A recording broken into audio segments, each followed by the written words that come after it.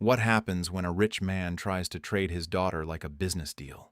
And the so-called nobody he's talking to turns out to own more than his entire life? This is not a fairy tale.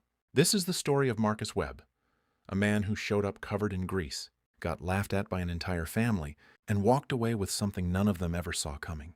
Stay with me, because the moment this man smiles at the end, that's the part nobody forgets. It started on a Saturday morning in a gated neighborhood, where the houses had names instead of numbers.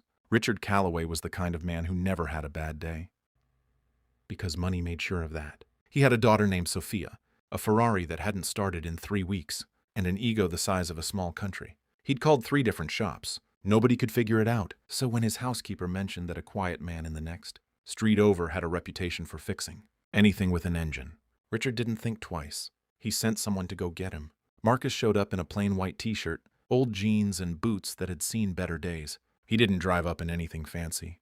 He walked through the front gate, carrying a small toolbox like a man who had absolutely nothing to prove. Richard looked at him, the way people look at someone who just walked into the wrong party. "You're the mechanic?" he said. Marcus nodded.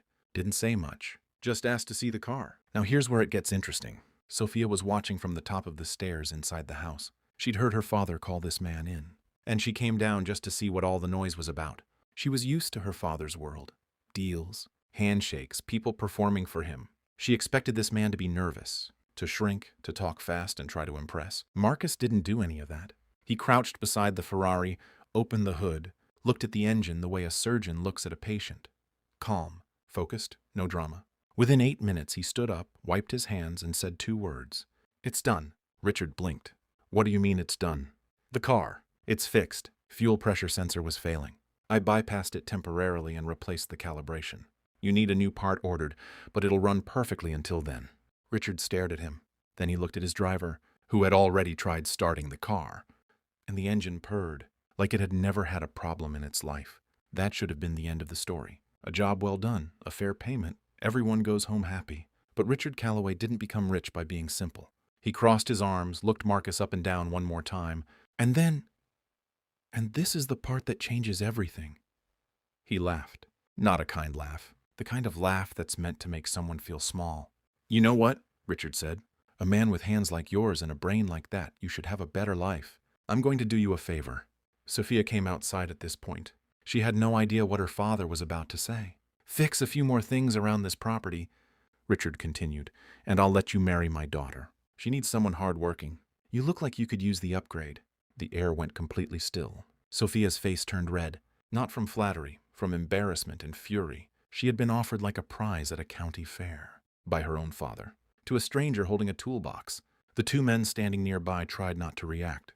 The housekeeper disappeared into the kitchen very quickly. And Marcus? Marcus looked at Richard. Then he looked at Sophia. Just for a second, long enough to see that she was mortified. Then he looked back at Richard, and he did something nobody expected. He smiled. Not an angry smile, not a nervous smile. A calm, almost amused smile. The kind a person gives when they know something the other person doesn't. "I appreciate that," Marcus said, "but I'm going to pass on both offers." "Pass? Son, do you know who I am?" "Yes," Marcus said simply. "Do you know who I am?" Richard waved his hand like the question wasn't worth answering. "A mechanic. A good one. I'll give you that." Marcus nodded slowly. He reached into his back pocket, not for a phone, not for a wallet, and pulled out a simple white card. He placed it on the hood of the Ferrari. "My assistant will send over the invoice for today. Standard rate." He picked up his toolbox. "And tell your board of directors that the acquisition meeting is moved to Tuesday." He walked back through the gate. Richard picked up the card. It read, "Marcus Webb, CEO, Webb Capital Group." Now, here's what Richard didn't know, and what makes this story hit differently when you hear the full picture. Webb Capital Group was not a small firm. It was a private investment company that had quietly been buying shares in Calloway Industries, Richard's own company, for the past 14 months. Not enough to cause alarm, just enough piece by piece to reach a threshold that most people don't even watch for. By that Saturday morning, Marcus Webb owned 31% of Richard Calloway's company. He hadn't come to fix the car as some kind of dramatic move. He genuinely lived nearby. He genuinely loved engines. It was the one thing that kept him grounded, when everything else in his life was spreadsheets and boardrooms. He fixed cars on weekends the same way some men fish or garden. It was his quiet place. But Richard had handed him something he never planned for. A moment. And Marcus, being the kind of man he was, didn't make a scene. He just left the card. By Sunday night, Richard had made 17 phone calls. His lawyers confirmed everything. His advisors told him what 31% meant in terms of board influence and voting rights. One of them used the phrase significant leverage 4 times in the same sentence. Richard sat in his study that night next to his Ferrari, which was running perfectly, by the way, and stared at the wall. Sophia, meanwhile, did something her father didn't expect either. She looked Marcus Webb up, not because of the company, because of the way he'd looked at her in that moment. Not with pity, not with interest, just with recognition, like he saw exactly what had happened to her and didn't make it weird. She found an interview he'd done 2 years earlier where someone asked him what kept him, humble given everything he'd built. He said, "I never stopped doing the thing I loved before the money came. If you forget who you were before, you stop being real." She watched that interview 3 times. The Tuesday meeting happened.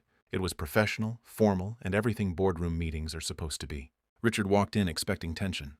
Marcus walked in with a proposal, not a takeover, not a power move, but a genuine restructuring plan that would double the company's value within 3 years if executed properly. He wasn't there to destroy anything. He was there to build. Richard sat across from him, and for the first time in probably decades, he didn't know what to say. After the meeting, as people were leaving, Richard pulled Marcus aside. "Why didn't you just tell me who you were?" he asked. Marcus looked at him calmly.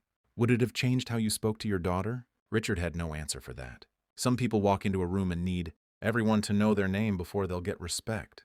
And some people walk in with a toolbox. Fix what's broken in 8 minutes, and let the card do the talking. The world is full of Richard Callaways, men who measure a person by what they're wearing when they arrive. But every now and then, the man at the gate turns out to own the gate. And the Ferrari? Richard never called another shop again.